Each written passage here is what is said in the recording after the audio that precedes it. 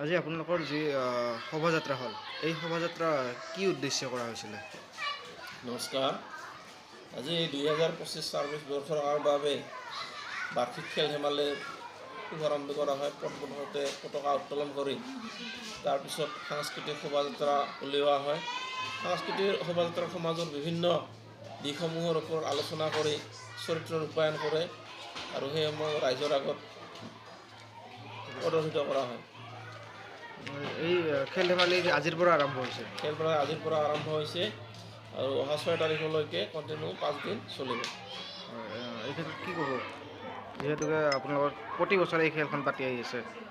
প্ৰতি বছৰে ছাত্ৰ ছাত্ৰীৰ শাৰীৰিক বিকাশৰ বাবে খেলা ধূলা অত্যন্ত জৰুৰী।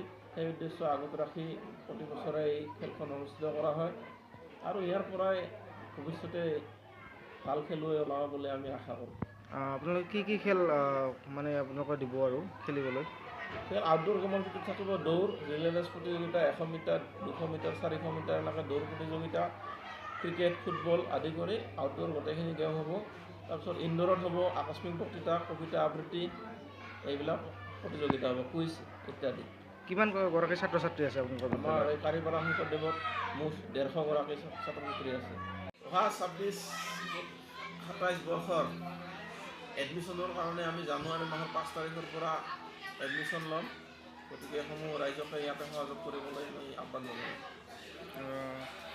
এনে আপোনালোকৰ কিমান গৰাকী ছাত্ৰ ছাত্ৰীয়ে মানে নামভৰ্তি কৰে অন্যান্য বছৰ? আৰু 25-30 জন হয় প্ৰতি বছৰে। হয়, অংকুৰ শ্ৰেণীৰ। হয়, অংকুৰ শ্ৰেণীৰ পৰা নামভৰ্তি কৰা, 9তো ওলাব পাৰে। হাই ছেকেণ্ডাৰী 9ৰ এইটো আমি এই বছৰৰ পৰা আৰম্ভ কৰিছোঁ। গতিকে অহা বছৰ 9তো এডমিশ্যন ল'ব পাৰিব বাহিৰৰ পৰা যদি আহে কোনো ছাত্ৰ। পূৰ্বে 9-10ৰ পাঠদান ইয়াতে দিছিল নেকি? পূৰ্বে হৈছিল আগতে আমাৰ, কিন্তু লকডাউনৰ সময়ত বিশেষ অসুবিধাৰ বাবে 3-4 বছৰমান স্থগিত আছিল। এই বছৰৰ পৰা আমি 9টো আৰু আৰম্ভ কৰিছোঁ। 9 আৰু 10?